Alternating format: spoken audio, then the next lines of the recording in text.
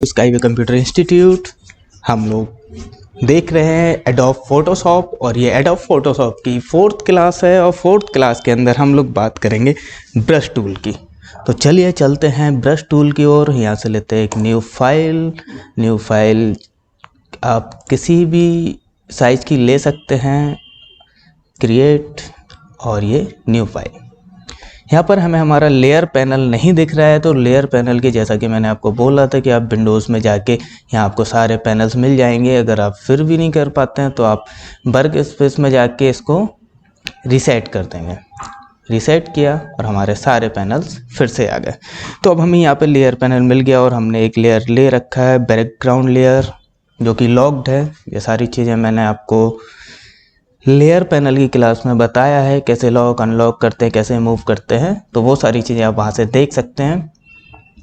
हम लोग बात करेंगे ब्रश टूल की। देखिए, ब्रश टूल है तो छोटा सा टूल, लेकिन ब्रश टूल की जो प्रॉपर्टीज़ हैं वो मैक्सिमम टूल्स पर काम करती हैं। और भी टूल्स हैं जैसे स्टैम्प पैड है, इरेज़र है, ये सभी के अंदर जो प्रॉपर्टीज़ हैं वो ब्रश टूल वाली ही हैं, इसलिए इसको देखना ज़रूरी है और इम्पोर्टेंट है। तो हम लोग अपने ब्रश टूल को लेते हैं, यहाँ से एक न्यू लेयर ले लेते हैं। ब्रश का साइज थोड़ा सा कम करते हैं, ये कलर, हाँ, ओके। अब देखिए, ब्रश पे जैसे ही हम लोग लेफ़्ट क्लिक करके ड्रैग करते हैं तो ये क्या करता है, जो हमारा फोरग्राउंड कलर होता है, फोरग्राउंड कलर और बैकग्राउंड कलर क्या होता है, जो यहाँ पर ये कलर हमें दिख रहा है जो टॉप में ऊपर है ये फोरग्राउंड कलर है और जो नीचे है वो बैकग्राउंड कलर है। तो जो भी फोरग्राउंड कलर हमारा सिलेक्टेड होता है ये उसको फिल करने लगता है। यहाँ से सिलेक्ट किया कलर चेंज हो गया। हम लोग वापस से ब्रश टूल लेते हैं, अब फिल करेंगे तो ये ग्रीन आ रहा है। तो ये फोरग्राउंड कलर और बैकग्राउंड कलर आपको समझ आ गया होगा। यहीं पर अगर हमें फोरग्राउंड और बैकग्राउंड कलर को स्विच करना है तो हम लोग एक क्लिक में स्विच कर सकते हैं। तो इसका आप ध्यान रखना, अगर आपको ब्लैक एंड वाइट के साथ काम करना है तो यहाँ क्लिक करके आप ब्लैक एंड वाइट कर सकते हैं, इसको भी स्विच कर सकते हैं। बाकी आपको कलर सेलेक्ट करना है तो फोरग्राउंड कलर पे क्लिक करिए, कलर पैनल पर जाइए और अपना यहाँ से कलर पिकर से या बॉक्स से आप कलर सेलेक्ट कर सकते हैं। अब बात करते हैं कि ब्रश का काम क्या होता है। ब्रश का बेसिक सा काम होता है, जो हमारी लेयर होती है लेयर पर पेंट करना। लेयर में पिक्सल्स होते हैं और उस लेयर पे हम कलर पेंट कर देते हैं। तो ये तो बेसिक सा काम है। फिर बात करते हैं कलर के फीचर्स की। तो कलर के अंदर काफ़ी सारे फीचर्स हैं। देखिए, हम लेफ़्ट क्लिक कर रहे हैं तो कलर फिल हो रहा है और राइट क्लिक कर रहे हैं तो हमारे पास एक प्रॉपर्टी पैनल खुल रहा है। तो ऊपर राइट क्लिक करते हैं, ये एक प्रॉपर्टी पैनल आप देख रहे हो। यहाँ पर अलग अलग ब्रश के स्ट्रोक्स हमको दिख रहे हैं। हो सकता है कि आपके में सेम ना आए तो आप यहाँ सेटिंग में जाके इसका ब्रश जो दिख रहा है उसको आप यहाँ से चेंज कर सकते हो। अगर आप ओनली ब्रश नेम पे करोगे तो यहाँ पर सिर्फ ब्रश के नेम्स आएंगे। अगर आप इसको यहाँ पर ब्रश स्ट्रोक करोगे तो स्ट्रोक आ जाएंगे, और अगर आप ब्रश टिप करोगे तो इनको ऑफ कर देते हैं। अगर आप टिप करोगे तो आपको डिफरेंट टाइप के टिप्स मिलेंगे कि ब्रश का टिप कैसा है। तो बेसिकली हम लोग ब्रश स्ट्रोक पर ही रखते हैं कि हमें ये देखना होता है कि हमारा ब्रश कैसा चलेगा। तो यहाँ से आप अलग अलग स्ट्रोक को सिलेक्ट कर सकते हो। आपको जिस भी स्ट्रोक के साथ काम करना है आप यहाँ से कर सकते हैं।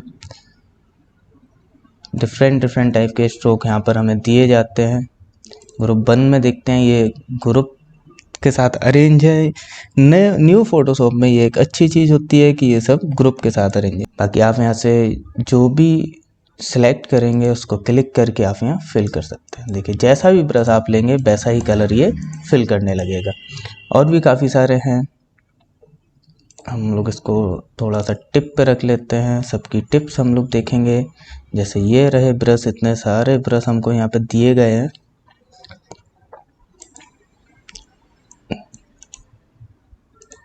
तो ये अपने टिप के हिसाब से प्रिंट करेंगे। तो ये तो थे ब्रश और ब्रश की स्ट्रोक। फिर हमें यहाँ पर एक चीज़ देखने वाली है। हम नॉर्मल ब्रश अपना ले लेते हैं। अब देखिए, हम लोग यहाँ पर ब्रश से फिल कर रहे हैं। तो फिल करने में ब्रश की हार्डनेस और ब्रश का साइज, अगर हम लोग इसका साइज बढ़ा देते हैं तो हमें बहुत बड़ा ब्रश मिल जाता है। ये देखिए सिर्फ हमें पूरी इमेज पे एक बार में फिल हो गया। इसको कम कर देते हैं तो ये कम एरिया में चल रहा है। तो ये ब्रश का साइज है। कंट्रोल सेट करते हैं, इस लेयर को डिलीट ही कर देते हैं, फिर से एक न्यू लेयर ले लेते हैं। देखिए अलग अलग लेयर पे काम करने का ये फ़ायदा रहता है कि आपकी चीज़ें बिगड़ती नहीं है। अगर कोई एक लेयर ख़राब हो जाए तो आप उसको हटा के दोबारा क्रिएट कर सकते हो। अब बात करते हैं ब्रश के साइज और ब्रश के हार्डनेस की। अगर हम लोग इसकी हार्डनेस को कम कर दें तो हमारा ब्रश सॉफ्ट हो गया है। आप इसके एजेस को देख सकते हैं, ये सॉफ्ट है। इसके साइज को हम लोगों ने चेंज किया था। साइज को चेंज करने का और भी एक तरीका है। अगर आप कीबोर्ड से करना चाहें तो आपके पास पी के बगल में ही ब्रैकेट्स होते हैं, तो आप अगर ओपन ब्रैकेट करोगे तो छोटा होगा और राइट वाला दबाओगे तो बड़ा होता जाएगा। तो यहाँ से भी आप साइज चेंज कर सकते हो। तो ब्रश की साइज और ब्रश की हार्डनेस को चेंज कर सकते हैं। हार्डनेस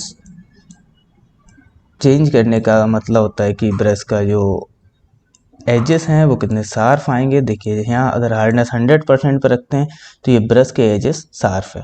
अगर इसको हम कम कर देते हैं तो ये सॉफ्ट होने लगे। दोनों में डिफरेंस आपको साफ दिख रहा होगा कि कौन सा हार्ड है और कौन सा सॉफ्ट है।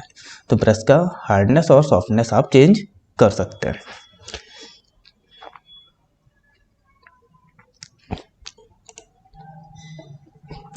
एक और चीज़ है कि यहाँ पर हमें एक सर्कल दिख रहा है और ये सर्कल क्या होता है, हमारे ब्रश को रोटेट करने के काम आता है। और यहाँ पर ये पॉइंट्स के साथ हम इसको कम ज़्यादा करके अपने ब्रश को एज अ कोलियोग्राफिक ब्रश में यूज़ कर सकते हैं।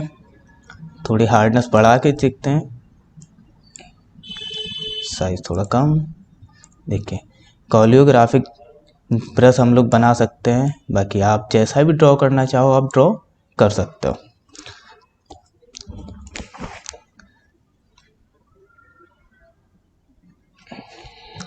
इसको वापस से रीसेट कर देते हैं। अब बात आती है कि फोटोशॉप के अंदर ब्रश से स्ट्रेट लाइन खींचने की। तो स्ट्रेट लाइन कैसे खींचते हैं उसके लिए हम लोग देखेंगे। अगर हम शिफ्ट दबा के राइट क्लिक करके जो लाइन खींचते हैं वो सीधी खींचती है। आप चाहे वर्टिकली खींचे या फिर हॉरिजेंटली, ये बिल्कुल सीधी जाएगी। और अगर आप किसी और एंगल पे खींचना चाहते हैं तो आप एक पॉइंट क्रिएट करिए, शिफ्ट दबाइए और दूसरे पॉइंट को क्रिएट, तो ये फर्स्ट पॉइंट से सेकंड पॉइंट तक एक स्ट्रेट लाइन बना देता है। तो ये तरीका था फोटोशॉप के अंदर स्ट्रेट लाइन खींचने का। आपको वर्टिकल खींचनी है तो आपको वर्टिकल लाइन के लिए आपको सीधे सीधे शिफ्ट के साथ क्लिक करके ड्रैग करना होगा। और अगर आपको किसी अदर एंगल पर खींचनी, हॉरिजेंटल खींचनी है, शिफ्ट दबा के क्लिक करके हॉरिजेंटल लाइन खींच सकते हैं। अगर किसी अदर एंगल पर खींचना है तो आप एक पॉइंट बनाइए, शिफ्ट के साथ दूसरा पॉइंट क्रिएट करिए और वो लाइन स्ट्रेट लाइन बना देगा। तो ये तो थी फोटोशॉप के अंदर ब्रश का साइज, ब्रश की टिप और ब्रश से कैसे स्ट्रेट लाइन खींचेंगे, कैसे ब्रश से एंगल में कोई स्ट्रेट लाइन खींचेंगे, तो ये आप कर सकते हो। अब बात करते हैं ब्रश की प्रॉपर्टी पैनल की। जैसे ऊपर हमें सबसे पहले दिया हुआ है यहाँ पर ब्रश टूल के अंदर ब्रश, उसके बाद उसका साइज है। तो यहाँ से भी सेम बॉक्स ओपन हो रहा है, आप यहाँ से भी साइज चेंज कर सकते हो। फिर आते हैं मोड।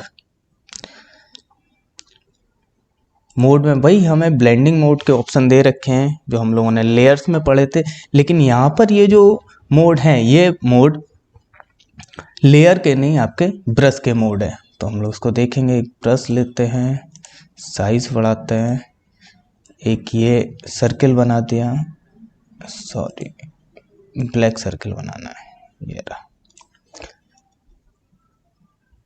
कलर चेंज करते हैं,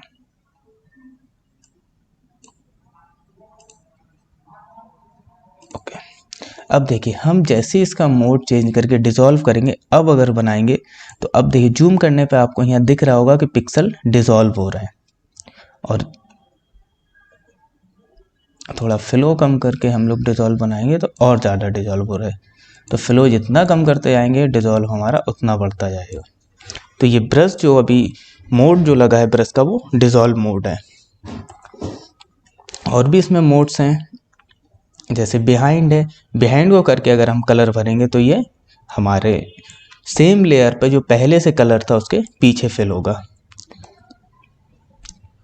और भी हम लोग यहाँ पे डार्क एंड मल्टीपल वही सारे यहाँ पर दिए हुए हैं, तो आप यहाँ से चेंज कर सकते हो अपने यूजेस के अकॉर्डिंग। और मैंने आपको पहले भी बोला था कि ब्लेंडिंग मोड आपको यूज़ करने से ज़्यादा समझ आए, क्योंकि ये अलग अलग इमेज पर अलग अलग कलर्स पर अलग अलग इफ़ेक्ट करते हैं।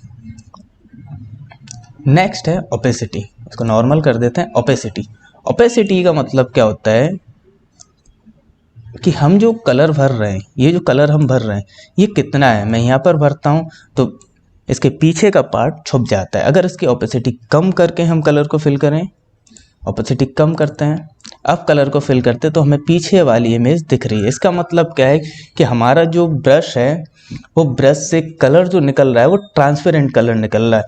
और ट्रांसपेरेंट कलर में क्या होता है, आपने एक बार क्लिक किया, आप भरते जा रहे हैं तो ये सेम कलर फिल करेगा। अगर आपको डार्क करना है तो आपको इसको बार बार क्लिक करके ड्रैग करना पड़ेगा। जितना बार बार आप क्लिक करके ड्रैग करते जाओगे ये हार्ड होता जाएगा या इसकी ओपेसिटी बढ़ती जाएगी। ये सीधी सी तरीका है कि अगर आप किसी एक ट्रांसपेरेंट ग्लास पर बार बार कलर करके उसको सुखाएंगे, फिर कलर करेंगे, सुखाएंगे, फिर कलर करेंगे, तो एक टाइम ऐसा आ जाएगा कि वो विजिबिलिटी उसकी जीरो हो जाएगी, मतलब ट्रांसपेरेंसी जीरो हो जाएगी। तो बार बार कलर की लेयर चढ़ाने से कलर की ओपेसिटी बढ़ जाती है। तो फ्लो ओपेसिटी कैसे काम करता है कि ब्रश की जो कलर की ओपेसिटी है उसको कम कर देता है। अगर हम बार बार उसको ड्रैग करते जाएं करते जाएं करते जाएं तो वो बढ़ा देता है। फिर नेक्स्ट है, इसमें आता है आगे हम लोगों को एक ऑप्शन दिख रहा है फिलो। ओपेसिटी को कंप्लीट कर देते हैं और यहाँ आते हैं फिलो। फ्लो का मतलब होता है एक सिलेक्शन हम लोग बनाते हैं एलिप्टिकल,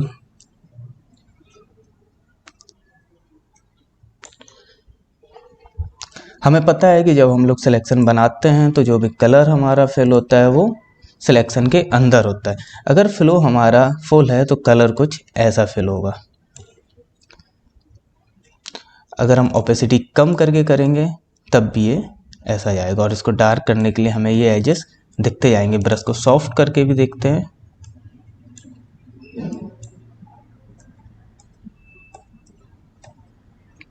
सॉफ्ट करके अगर हम लोग करते हैं तो ये देखिए जितने बार हम लोग करेंगे ये डार्क डार्क डार्क हो जाएगा। और इसमें आप देख सकते हैं जहाँ पर ये लेयर ओवरलैप हुआ है वहाँ पर डार्क और ये अजीब सा फेडेड शेड हमें दिखने लगा है। लेकिन अगर यही चीज़ हम लोग फ्लो के साथ करेंगे तब क्या रिजल्ट आएगा वो देखते हैं। फ्लो को कम करते हैं, ओपेसिटी फुल रखते हैं और कम करते हैं, ब्रश थोड़ा सा इंक्रीज। अब अगर हम ब्रश को चलाते हैं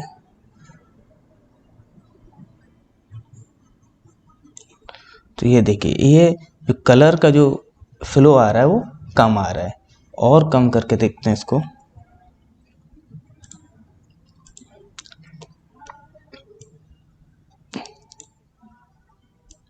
इसमें हमें बार बार क्लिक करने की भी ज़रूरत नहीं रहती है। जितने बार हम ड्रैग करते जाएंगे ये उतना डार्क करता जाएगा।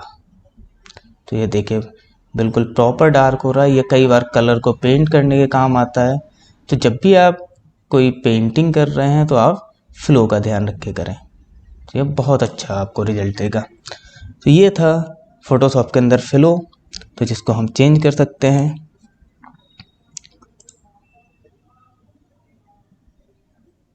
फ्लो के साथ हमें कैसे काम करना है। फिर उसके बाद है स्मूथनिंग, कि आपको ब्रश को कितना स्मूथ रखना है, तो आप ऐसे स्मूथ कर सकते हैं। तो ये सारी चीज़ें ब्रश की प्रॉपर्टी थी जिनको आपको ध्यान रखना होगा। और ब्रश ही के ही जैसी प्रॉपर्टी और भी टूल्स में आते हैं, जैसे ब्लेंडिंग क्लोन स्टैम्प टूल लेते हैं, राइट क्लिक करते हैं तब भी हमें सेम प्रॉपर्टी देखने को मिलती है। हम इरेजर का यूज़ करते हैं तब भी हमें सेम मिलता है। अगर हम इरेजर को भी सॉफ्ट करके और फ्लो को कम करके किसी चीज़ को इरेज करने की कोशिश करेंगे तो हमें वो वैसे ही रिजल्ट आएगा। देखिए कितना आराम से सार्फ कर रहा है उसको। तो आप इसका यूज़ कर सकते हैं। ये आपको ज़्यादातर यूज़ इसका पेंटिंग के लिए होता है। मैं कभी इरेज़र को यूज़ करने का नहीं कहूँगा। उसके लिए एक और तरीका है जिसको हम लोग मास्किंग बोलते हैं, और आने वाली मास्किंग की क्लास में हम लोग उसको पढ़ेंगे। मास्किंग का यूज़ बहुत ज़्यादा होता है और उसका यूज़ करना बहुत एक सेफ़ है, बढ़िया तरीका है यूज़ करने का, तो वहाँ से करेंगे। बाकी आई होप कि आपको ब्रश के बारे में समझ आ गया होगा। ब्रश को आपको कैसे उसका टिप चेंज करना है, size, flow, opacity, hardness, softness क्या मायने रखती है, इन सारी चीज़ों के मतलब आपको समझ आ गए होंगे। बाकी जिन्होंने प्रीवियस क्लासेस नहीं देखी हैं वो चैनल पे जाके प्लेलिस्ट है पूरी, वहाँ से क्लास 1, 2, 3 देख सकते हैं। अगर आप स्टार्टिंग से नहीं देखेंगे तो आपको फ़ोटोशॉप में कई जगह दिक्कत आएगी। उसके लिए सबसे पहले मैं यही सजेस्ट करूँगा कि आप स्टार्टिंग से ही चलें। आई होप आप मेरी बात समझ रहे होंगे। Thank you. और जिन लोगों ने सब्सक्राइब नहीं किया है वो सब्सक्राइब कर दें, प्लीज़ लाइक कर दें। अब मिलते हैं अगली क्लास में।